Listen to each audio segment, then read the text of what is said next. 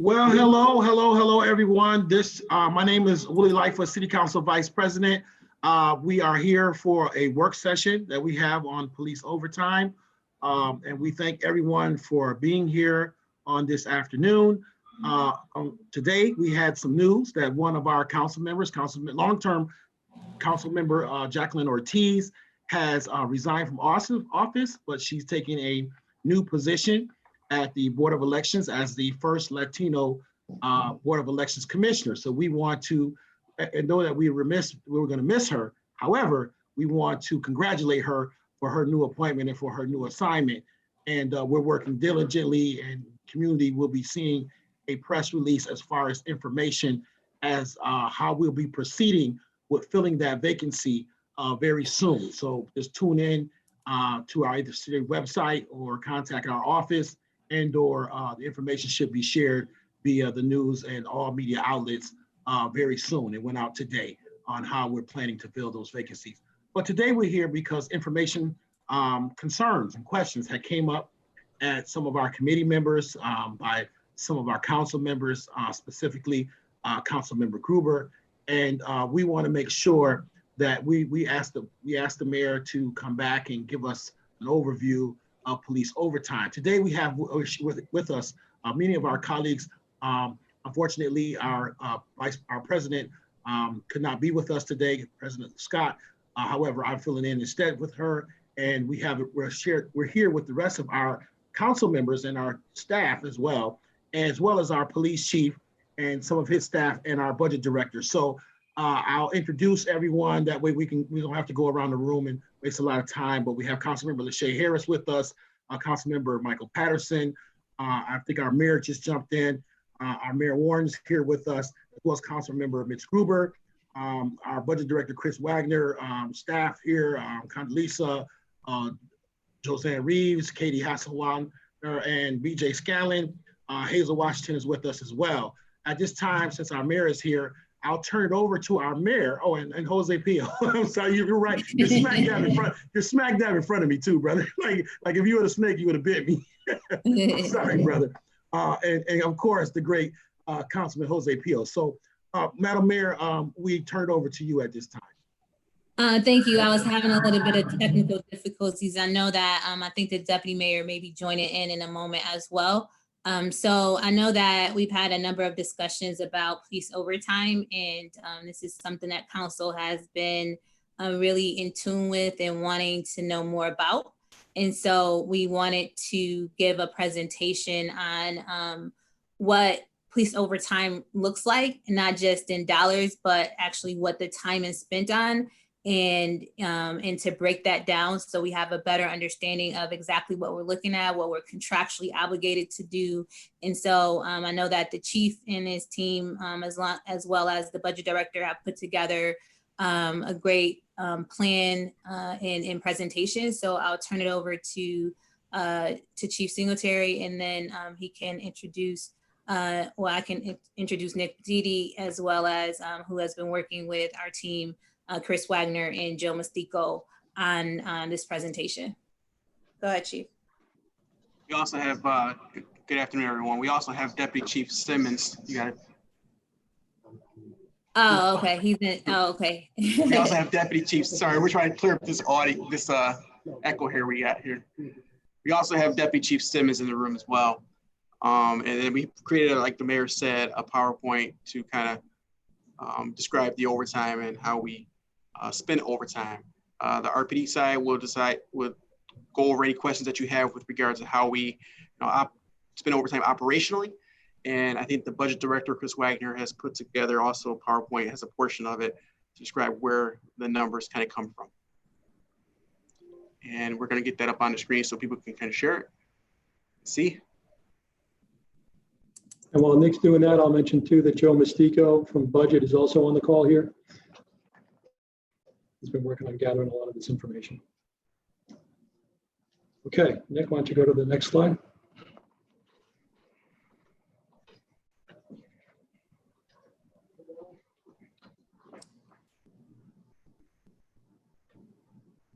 Nick, can you advance the slide?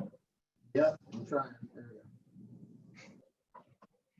go. Okay, so again, the point of this is to try to provide some context and some data and you know, answer any questions that you may have here. So overall, you know, overtime is largely governed by, you know, two documents here.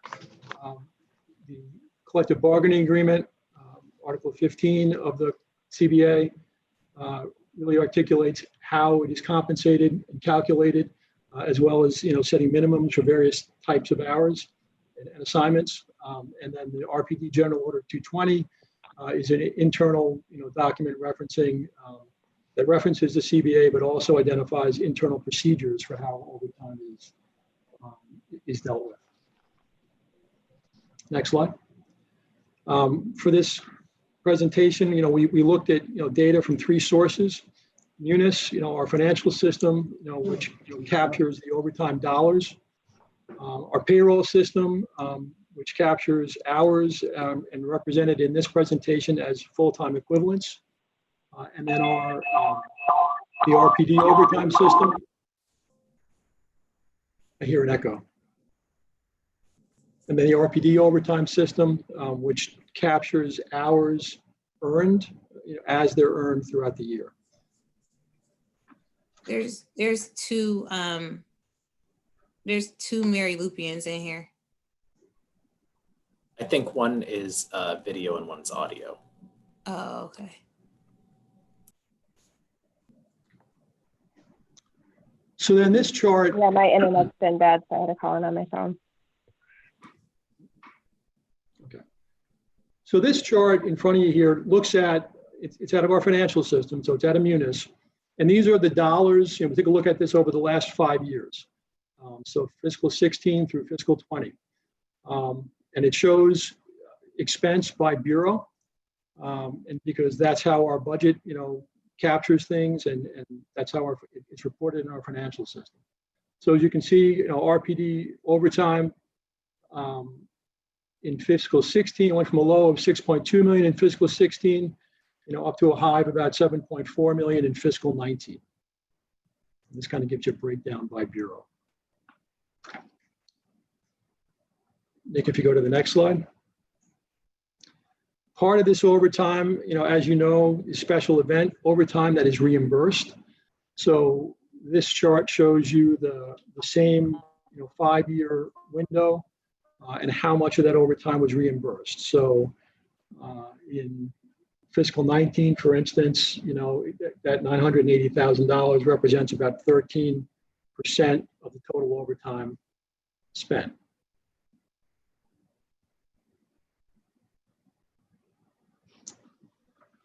Then next chart, yep. So then this chart shows overtime. Chris, can I ask a question about that? Sure. Could you go back one slide, Nick, if you don't mind? So what does private mean in this case? So that means, you know, special events like the Cornhill Festival, the Jazz Fest, right?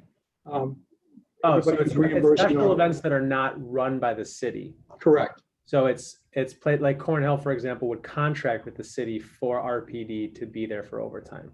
Correct. Okay, thanks. And Chris, I would note that in years past, but it was a number of years ago when I first started in special events, the mayor and at that time Carol Lee Conklin both worked together to make sure that there used to be all sorts of different arrangements that made for unreimbursables under private events. And we made a level playing field. So all the private events are in the same category and they all are paying the same amount. There were some that didn't pay, there were some that did pay, there were some that paid a portion. So all of that in theory is all, well, more than theory, it should all be reimbursed now. But there must be a fourth category somewhere, right? I mean, there's city special events, there's RCSD, there's private special events, but there's additional overtime hours. Oh, I see. This slide is just special events. Correct. Sorry. Gotcha. You go to the prior slide, we talked about how much we spend. This is how much gets reimbursed, right? Gotcha. Thank you. So the next slide then. So this is, again, this chart shows overtime hours earned, you know, by category is tracked by the RPD data system, right? So again, it's the same 5-year window that we're talking about. And we wanted to talk about hours because instead of dollars here, because, dollars get skewed by wage inflation, but an hour is an hour in, 16 versus 20, right? So, one thing to note here that comp time earned is included in this chart, since that's an optional form of compensation, for overtime. So as you can see from this chart, and you take a minute to digest this, right? But the highest categories, right? Highest categories, yeah. One thing that sticks out like really quickly is the grant, is because we didn't have a grant writer or something in 2015, 2016, that number just jumped significantly from that year to the following year. Well, I think Nick can kind of talk about the specifics around that, but it's really a question of how the data got captured rather than what was really a grant or not a grant. Nick? Okay. Yeah, so sorry if I'm echoing. Okay, so at the very bottom of the slide there's that note with the asterisk. That was added to our overtime slip in 2015-16. Prior to that, it was just lumped in with all of the other types of overtime.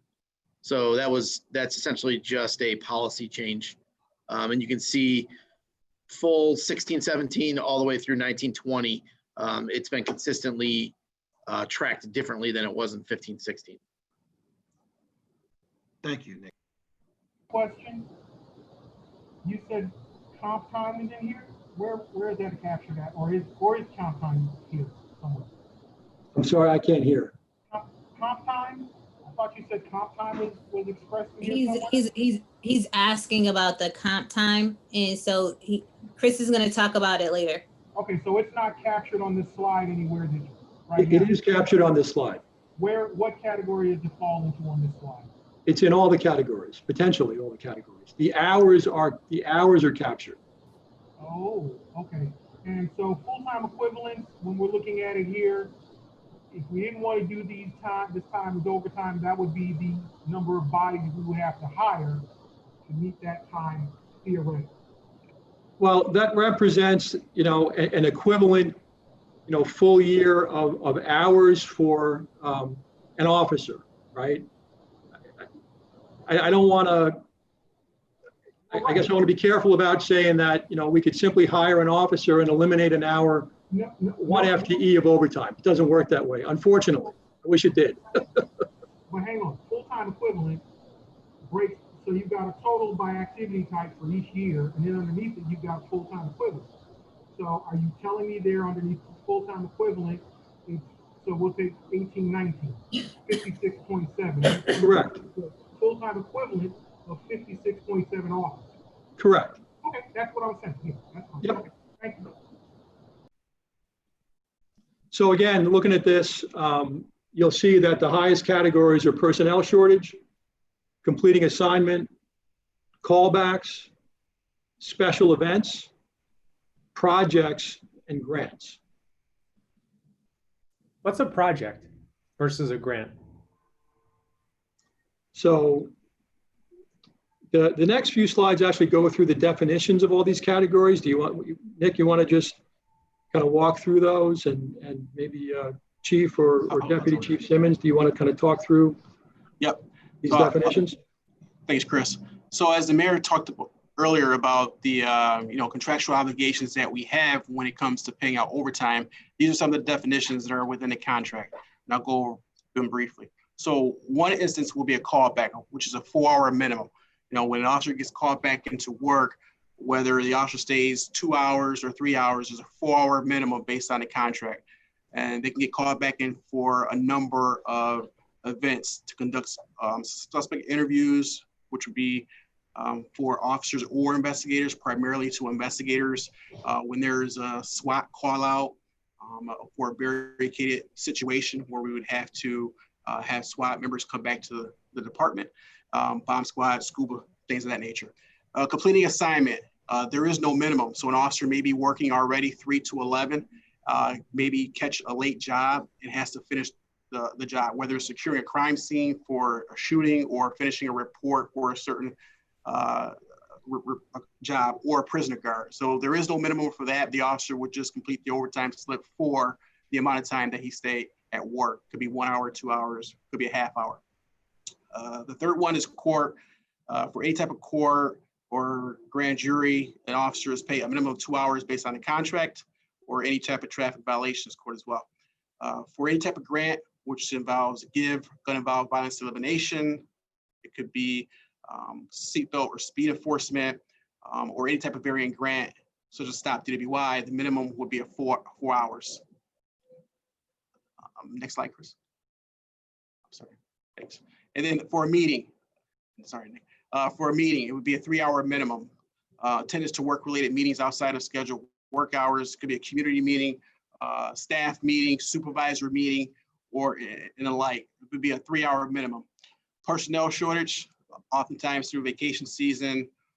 Typically, it's a 4-hour callback, 4-hour minimum. That's one of the things we kind of implemented this year versus doing 8-hour full-time shifts. We had the supervisors use discretion and use 4-hour minimums as a start. So when scheduled to work on a regular day off, and what we will do is backfill, whether it's through sick, vacations, suspensions, or sometimes where we may have a number of officers out due to some sort of incident that occurred and they may be on administrative assignment. Project, to your question, Councilmember Gruber, could be performance of targeted enforcement or assignment that address public safety needs. Oftentimes when we have incidents that require overtime, we may assign a certain project to it. Case in point, some of the protests that we've been having, we track the overtime incident through a project code for tracking purposes oftentimes. And there are other times overtime opportunities where we already have a project code set up, gun buyback initiatives, community walks, project tips. And our professional standards section, when an officer is ordered to appear for an internal investigation, it's a 3-hour minimum. And special events, 4 hours.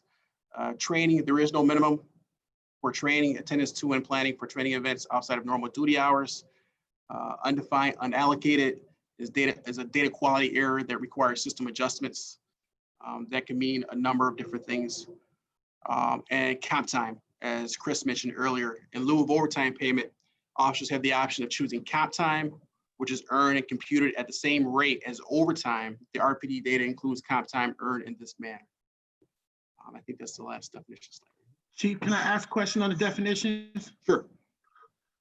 With all of those definitions, especially specific to those that are minimum, are all of them, to include the ones that are not minimum, contractual agreements that are made in the contract? Yes, correct. Okay, and currently right now, the city is currently in the negotiations with the union right now, correct? That is correct. Okay, thank you. Oh, no. Chief, I'm sorry to, So any of these that, regardless if it's done during normal hours, would that qualify as overtime? Sorry, if you can go back a slide, I think one of them went, oh, maybe it's not. There was one, community meetings. So if they went to a community meeting on their shift, are they only getting overtime if it's over 3 hours that they're at this meeting, or is this outside of work hours? Yeah, so if they went to a community meeting on their shift, they would not be getting paid overtime. It would obviously be regular time. So if the meeting extended an hour over their shift, it would be completing assignment. So they would get paid 1 hour. Okay, got it. Thank you. Not the full 3.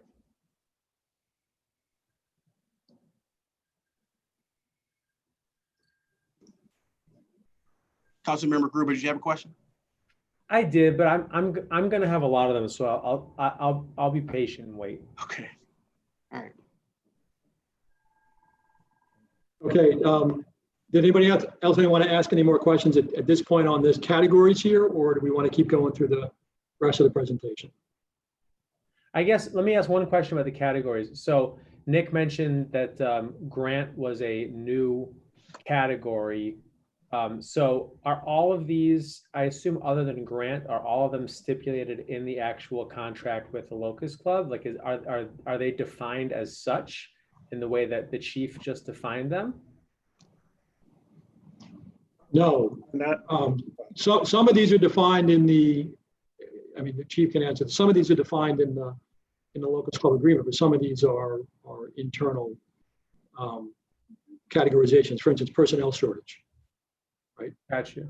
So I think, I mean, the questions that I ultimately have, which, you know, I hope we have time for a conversation about this later. So I'm not asking for a response right now, but it's not about the definitions themselves, but it's about the discretion that is kind of baked into each and every one of these definitions, and how that, and who has the discretion to make these decisions, and how all of that stuff manifests. I think that's the definitions make perfect sense.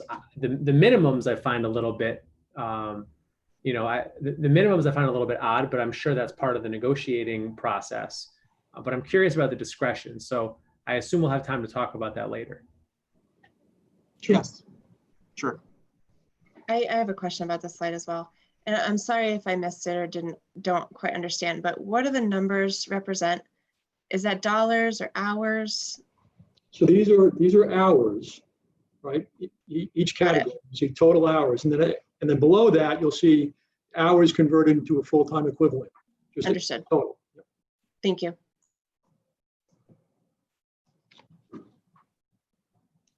Okay, then Nick, you want to keep going then? So in addition, OMB does an annual FTE analysis as a way to look at compensated hours citywide.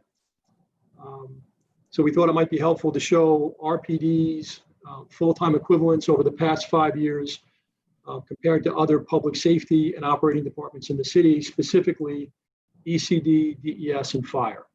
So again, you know, a full-time equivalent, you know, is a unit of work that indicates a position, right? It's equivalent to one FTE is equivalent to one, you know, full-time position. You know, in RPD's case, 2,145 hours in a given year, right?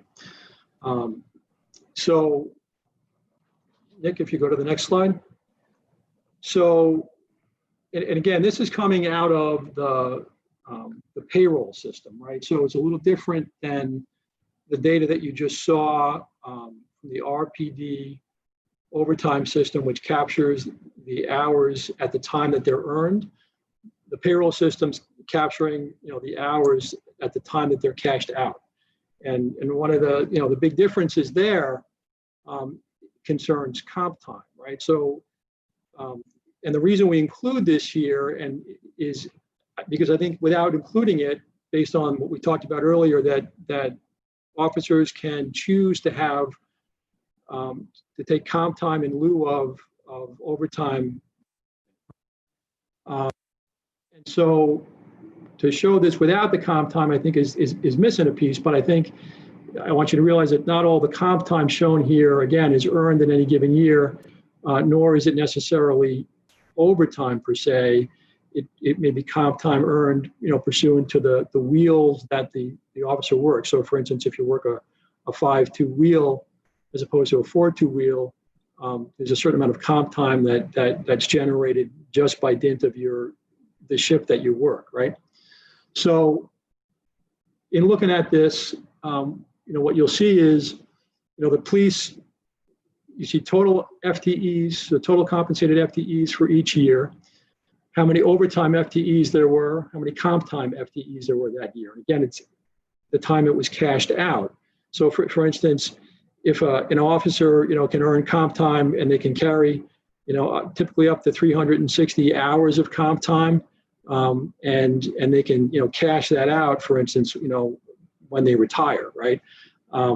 They can cash out hours as they go along as well, over 280 hours, but the reason you see the comp time numbers higher here is because a lot of the cash outs happen when people retire, right? So that being said, when you take just overtime FTEs as a percentage of the total FTEs compensated, right? Police sworn are, you know, less than, for instance, you know, a percentage of total for ECD. But when you look at overtime and comp time together as a percentage of the total FTEs compensated, you'll see the police range in the, the range of, 9 plus to 10%. ECD, right, really doesn't have comp time. So when you look at those two categories, they range in the, 7.7% to 9.3% range. Nick, can you go to the next slide? Can I ask a question? The comp time, when it's earned. Wait a minute. Can you go back one, Nick? Hold on 1 second, ladies and gentlemen. I think we have, Councilman Patterson, your audio is very bad, brother. If you can call in from your phone on your audio, that would be very helpful, because we just can't, that's why we're having a hard time when you chime in. Go ahead, Councilperson Lupien. Thank you. The comp time, when it's earned, say, the officer is at a certain level, and then it's cashed out, and is it cashed out at the rate of when it was earned, or at the time of cashing out? At the time of cashing out. So it increases in value the longer you hold on to it. Depending upon, how you advance in the organization, yes. Okay. Chris, is there any caps on comp and or overtime? So there are caps on comp time. So what is that? So it's up to 360 hours for an officer working a 4-2 wheel. And I believe it's up to 416 hours for an officer working a 5-2 wheel. And what about overtime? Overtime, I'm not aware of any caps on overtime. Chief? There are no overtime caps.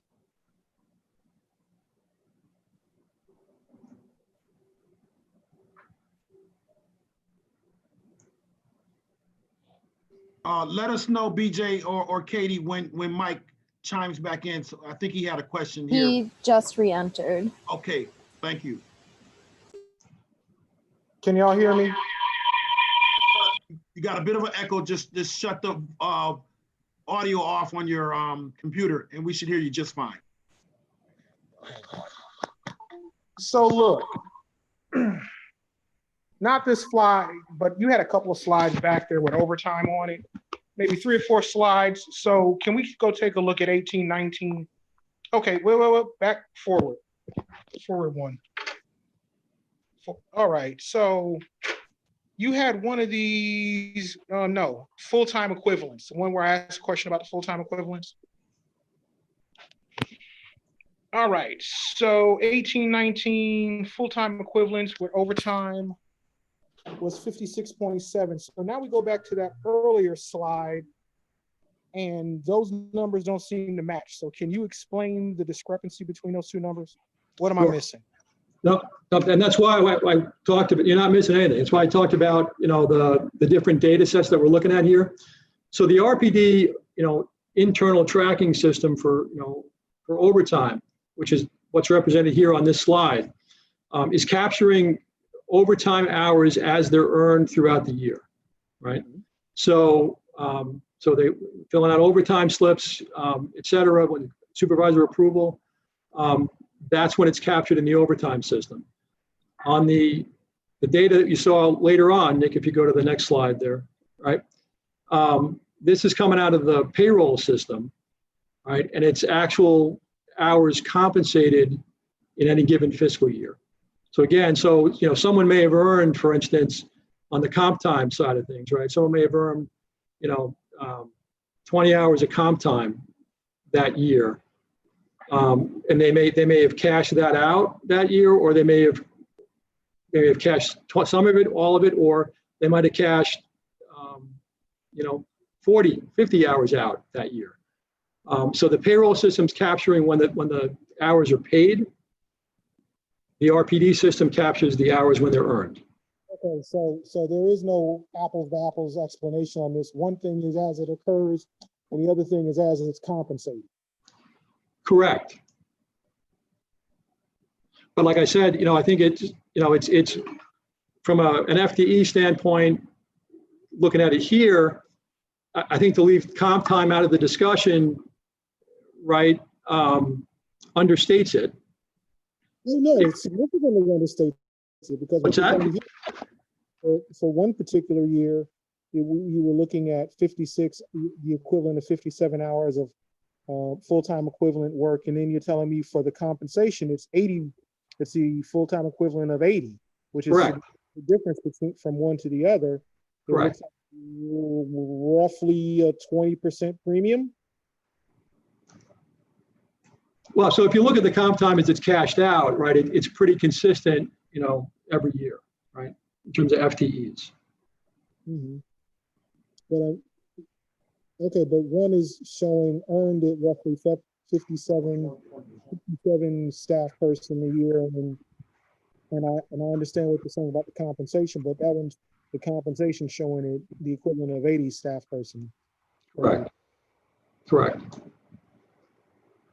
And all of this is overtime. Either way you look at it, it's just a matter of when the officer decides to take it. Correct. Correct. Can I just add something there as well? We did a calculation, and also the members who are on a 5-2 work will, they also are allotted a comp dump quarterly of 34 hours. So it's actually not always overtime worked. It can be comp time that's given contractually. So I think it's 34 hours every quarter for a member that's at a 5-2 will as a benefit based on the collective bargaining agreement. So it may not necessarily be overtime that is worked, but it could be earned based on the contractual bargaining agreement. Can you explain to us, Chief, what a 5-2 wheel is? Oh, sorry. 5-2 will is an individual. So the majority of our patrol officers are assigned to a 4-2 will, which means they work 4 days on, 2 days off. Individuals like investigators and other individuals who are assigned to a Monday through Friday job, Tuesday through Saturday or Sunday through Thursday, are 5-2 will, which means they work 5 consecutive days and have 2 days off. Okay, so now and how long is the standard work day for those officers? 8.25 hours. So the officer on that 5-2 is working a significant amount more hours per week than the officer who's working the 4-2. That is correct. They typically work more days a year than an officer who works a 4-2 will. And that's the benefit that they receive for such. Which is why that officer would accumulate comp time if they chose to at a significantly higher rate. Correct. And that would be reflected in the comp, the difference in the overtime. That would be, so that's a reflection of that. So some of that would be reflected in that comp time, full-time equivalent number that we're seeing? You are correct. Okay, thank you. Okay, Can you say that again? Hold on a second. After you give clarification for Councilmember Lupien, I would ask that we let them finish the presentation and then we save our questions for the end, because we remember we do have another meeting shortly after this one. So I want people to get a full understanding of the presentation and to be able to get as many questions as they can in. So after you get this clarification, Councilmember Lupien, I would ask the rest of the members to please let them finish the rest of the presentation, please. Thanks, VP. Could you just say that again? How many extra hours 5-2 wheel works a year? You're on mute. I'm sorry, it's 134 hours. So you receive 34 hours quarterly. I'm sorry, 136. 34 hours quarterly. Thanks.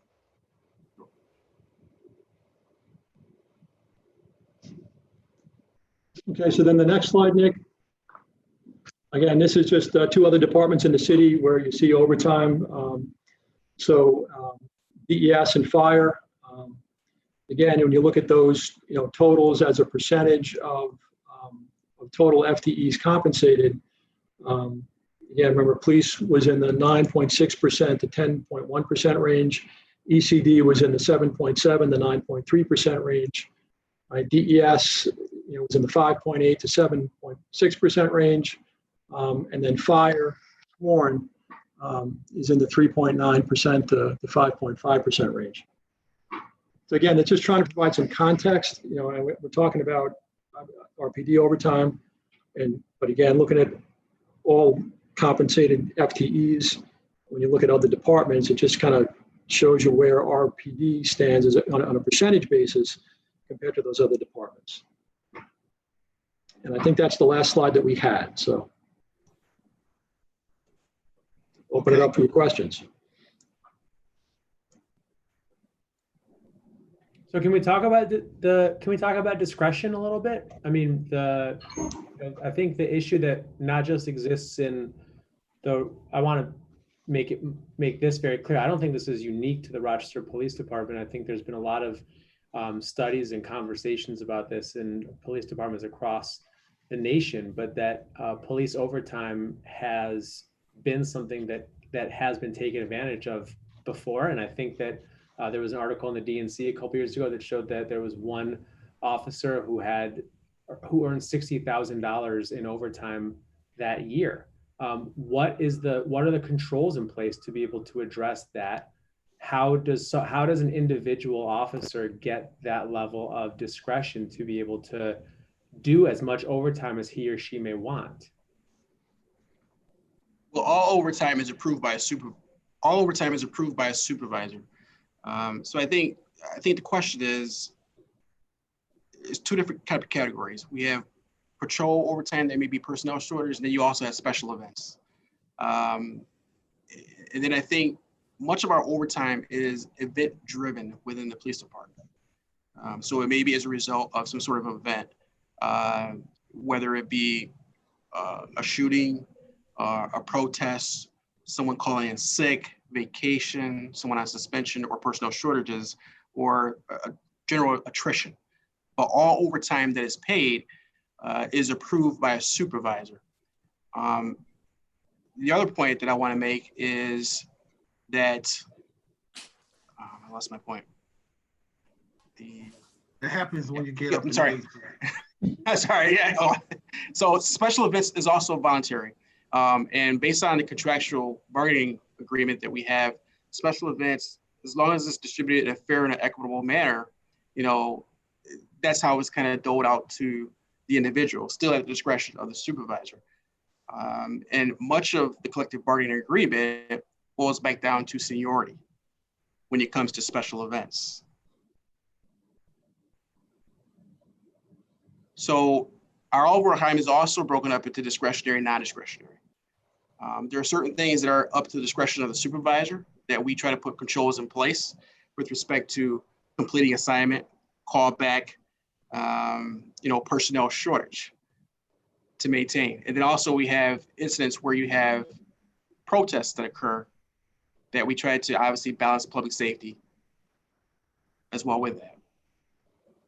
So can you dive into the seniority piece a little bit more? I mean, again, I hope I'm not saying anything that you haven't heard before, Chief. I'm sure you have, but as a total lay person, there's a narrative that overtime is often used as a tool at the end of someone's career before retirement to inflate pensions, to get higher salaries for those last couple. I mean, I don't know if that's true or false specifically, but what I'd like to know is, like, from your perspective as a fairly new chief still, are there controls to ensure that when there's overtime for events, and I understand there will be, I've never advocated for no overtime.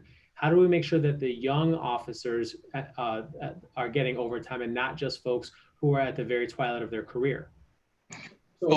So again, special events is driven by typically seniority, volunteer, those individuals that put in a calendar and volunteer for special events. Sometimes you have officers who may not want to work any special event. So then you have a limited pool, because it's voluntary, of individuals who want to work overtime. And typically it does boil down to special events. Now, the contract says there has to be a fair and equitable manner in which the overtime is just distributed. And sometimes you may have individuals at certain points, a junior officer who cannot work an event, who may give it to a senior officer. I like to think that sometimes there is no, what's the word I'm looking for? Padding for pitching that goes on. But those are some of the controls in place that you talk about when the special events personnel begin to see maybe a pattern of individuals who may be submitting overtime special event calendars and typically passing the overtime off to a senior person. Hey, Councilman, if I can add a little bit more to it. It's inherent that senior officers are going to receive more overtime than some of the junior officers. Let's just use a low number for an example.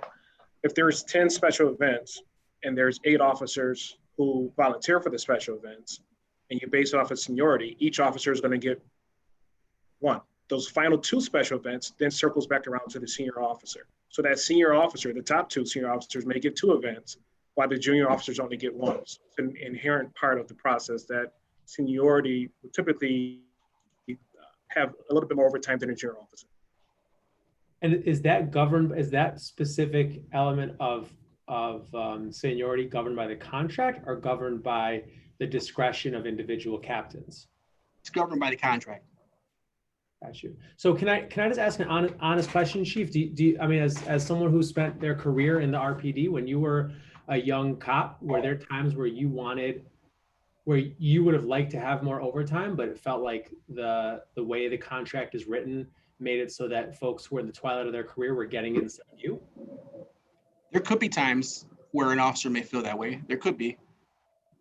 Is there ways that we can, is there ways that can be addressed in the next negotiating contract in a way that is fairer to all members of the department and probably better for our long-term fiscal health as well? I would say it is subject to the collective bargaining agreement. So I would say, yes, anything can be kind of negotiated with that respect. Typically, again, special events is one component of overtime.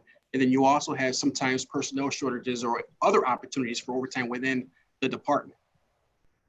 So I would say in so many ways that, there are a myriad of pools where overtime can be gained. And like the deputy chief mentioned, there's a process with special events where it may go to the senior officer and then it comes back around to the senior officer if the junior officers choose to pass up on that overtime.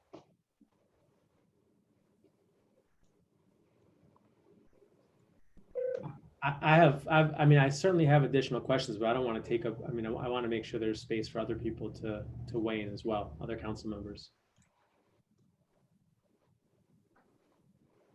I have a question just about the total amount. Do we have a number of the total amount of overtime that we spent that's not reimbursed by either a grant or, a private entity? We can get it. We could get that for you. Yeah, I don't have it off the top of my head, but we can get it for you. But again, I think we looked at, in the slide earlier, right? For the overtime compensated, versus what was reimbursed in 19, for instance, we said it was about 13%. And that's not, including grants. That's just the special event reimbursement. But yeah, we can try to get you a number for that. Thanks. So when I go into a Wegmans and I see members, when I go into East Avenue Wegmans and I see members of RPD, I presume that would be classified as a private special event. That is correct. So special events are not necessarily events. They're sometimes just kind of ongoing essentially private contracts, because the officers aren't there for a specific thing at Wegmans. They're there because they have regular duties at Wegmans. Is that right? I'm sorry, repeat the question. Well, repeat that statement. I guess all I'm saying is they're not really special events, right? A special event implies some type of one-time thing. These are more regular ongoing contracts that are had with private entities. Correct, it's kind of both.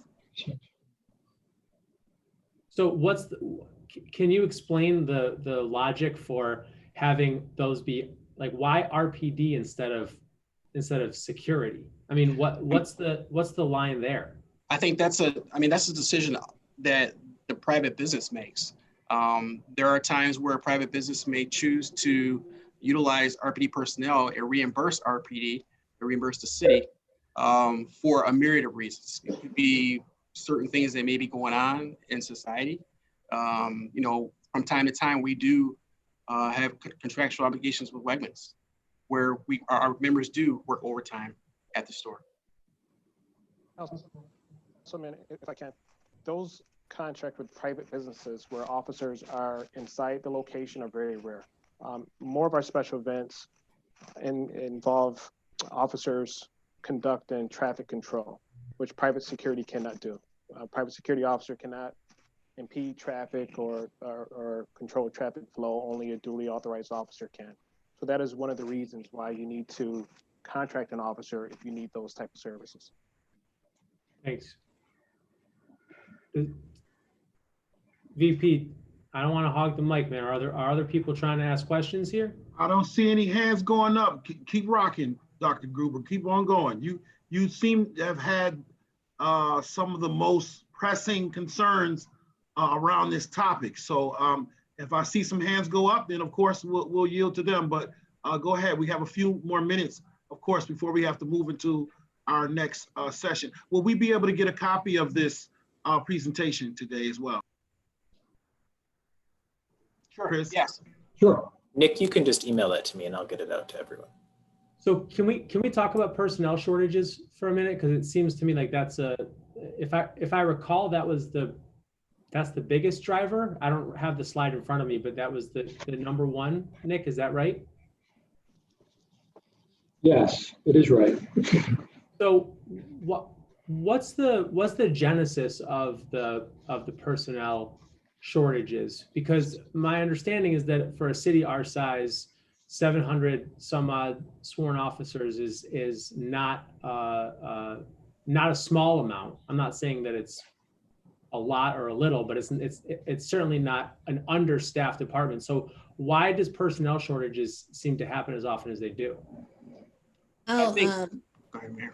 Chief, just for a second, I'll just jump in for a second because I remember this lawsuit that happened. So if you're, say for example, you're a mounted patrol officer, you can't be moved to do investigations. If you're a SWAT team or, so if you have a special sort of, if you're an investigator, you can't be used to go and do patrol work. These are all things that are, a part of the contract. And I don't know if we gave you a part of the contract and, definitely when we spoke with President Scott and Vice President Lightfoot, we haven't started negotiating the new contract and City Council can put forth, different things that they want us to bring to the table to negotiate. But so, that even though we may have 700 and a certain, 738 officers, 32 officers, everybody, they all have different jobs. So you can't have a captain basically be, do patrol work, so it's broken down in division and you would have to, and then it's spread out over the hours in the 24-hour period. It's also spread out to make sure that people can have vacation and other time. And so I think that there's a will there that leads to that situation where it may appear that we don't have enough officers or that this is driven because of personnel shortage. People have a right to vacation. Many people have comp time. You also have to alleviate for sick time. A lot of these other, especially in the South, they may have a smaller force, but they can utilize their officers differently than we can because of the contract. But Chief, you can go into that. Yes, as the mayor said, it's not really one answer to your question, Councilmember Gruber. There are a number of things that may drive personnel shortages, as the mayor alluded to. It could be sick time, it could be vacation time, it could be officers who are out injured, it could be suspensions. It could be a myriad of things that may lend to personnel shortage. But that's where the discretion piece kind of comes in when we talk about supervisors monitoring that. And if somebody's in court, you got court time, that you have to allow. If there's a situation where there's a violence or shooting or something like that, and you're switching over shifts, you leave the officers that are currently on, to finish up that duty, and then you have new officers coming in. And so it's really a complicated answer that, involves a number of different factors. That's really helpful. But just so I'm clear, I have heard, I think a couple times, and I've been through 3 budget cycles, and I have heard or gotten something in writing from Mr. Mazzio talking about how there are not enough officers, how the 700 members is not enough. But in the end, one of the reasons for that is because of the way that the contract of his organization has written it so that there can't be a transfer of responsibilities if someone is out. I mean, in other words, folks are getting largely But getting that's a court case, actually. So, I mean, they took us to court, but that is a court case that came out that basically stated that. And I guess that's my question, is that because of the way that state law or federal law is written, or is that because of the way that our contract is written? Civil service law. Civil service law. So civil service law governs certain positions and the duties for such. And so when we look at the budget, we see, the vast majority of the 700 some odd sworn officers are bracketed under patrol, but actually they're saying there's many definitions within patrol, and that even those different positions can't transfer responsibilities to each other, and that's a civil service law.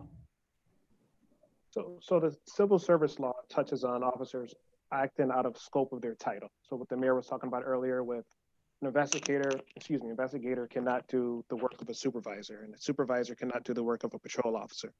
As far as officers, if you're a patrol officer who works in the tactical unit versus a patrol officer who works in a patrol section function, that's governed by the contract. That's officers cannot interfere with the assignments of another officer.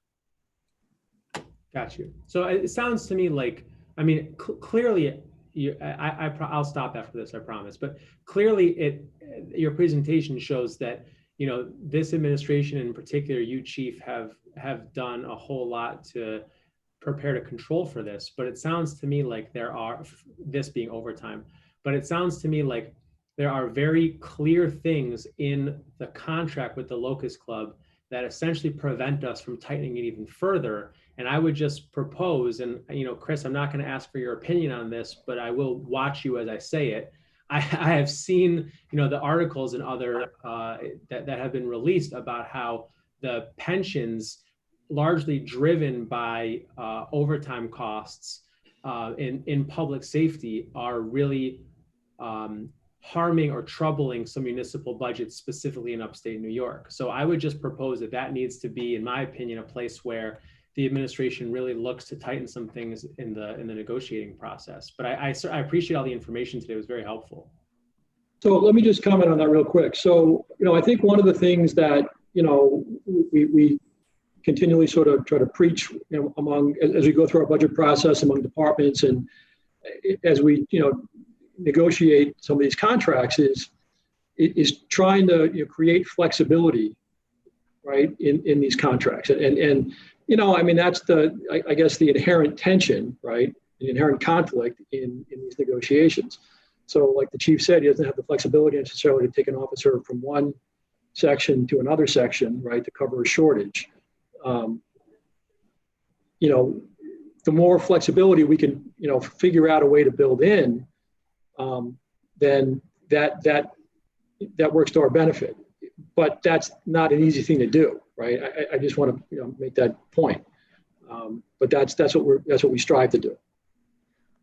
Thank you, Chris. I can interject something, Mr. Chair. There is some light at the end of the tunnel. At least there's some reform that has been enacted on the state level, because as we look at new officers that are being hired in the new tier system under the retirement plan, those new tiers do not allow for massive amounts of overtime to be factored into pensions. And so while overtime still is a factor in those pensions, it has been reduced as to how much can actually be used to calculate pensions of newer officers. So over time, I expect that we will see that this will be less of a factor. Unfortunately, that's a pipeline where we have officers entering it now that won't be at that point for another 15 or more years. But there clearly is some reform that has been enacted that will be helpful in this regard in the longer term, the bigger picture. I know Deputy Chief Simmons and Chief Singletary are more familiar with those changes at the state level. Could someone Okay. just send some information on those changes, if it's a link to an article or whatever, just so we can read about it? And we also like to have the civil service law that you guys are referring to. We already have the Police Locust Club collective bargaining agreement that we'll make sure we send out to the rest of our members. I have a question from Councilperson Lupien. I want to also give an opportunity for our other council members who have not spoken to potentially, if they have any questions. If not, after Councilperson Lupien speaks, we're going to wrap this side. I just want to ask our staff, BJ, are we logging off, logging back on, or are we staying on this line? We're going to stay on this line, but I'm going to end the video stream so that people can change out, and that way we can appropriately label the next video for the work session. That's fine. So I just want the members to know, council members, stay on this line after we exhaust these next few questions with this particular topic. I want to thank the mayor. I want to thank Chris. I want to thank all of you, Deputy Mayor, all of you, the chief who have brought this new information to our attention. It's going to be very helpful as we begin to draft our recommendations. As we move into these negotiations with the Locust Club, the council is going to be putting forth some recommendations. This information is going to be helpful to help us draft that as well. But Councilperson Lupien, you have the floor. Yeah, just, you mentioned sick time, and I had heard this, that, is there any limit on sick time that officers can take? Like contractual obligations, officers have up to 6 months of sick time. 6 months. Up to 6 months. So if an officer's injured longer, is there something also in the contract that says if an officer is out for longer than a certain period of time, that they can just kind of ride it out and like not go on disability? No, that's not correct. Okay. Any other council member Evans, Harris? Good question. Peel? Yeah. I got a quick question. Yeah, go ahead. I have a quick question. And I don't need an answer or anything. It would be good to, we can benchmark staff or somebody. We can see where if it's possible to get information from other municipalities that are similar in size to Rochester, where they are with time and where Rochester is. It may not be a one-to-one comparison, but I think that could also give us some context as to how we stack up against other municipalities of similar size as it relates to police overtime.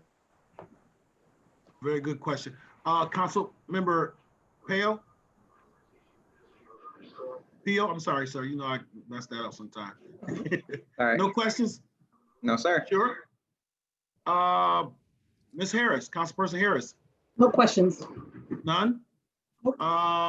Any other members? If not, I want to thank the mayor, administration. I want to thank you guys for this presentation. It was very helpful. And it's going to be, we'll be using it as we continue to look over our recommendations of what we're going to be presenting to the mayor and administration. I want to thank you guys for your time, and I'm going to conclude this particular portion of this work session. Thank you. Thank you.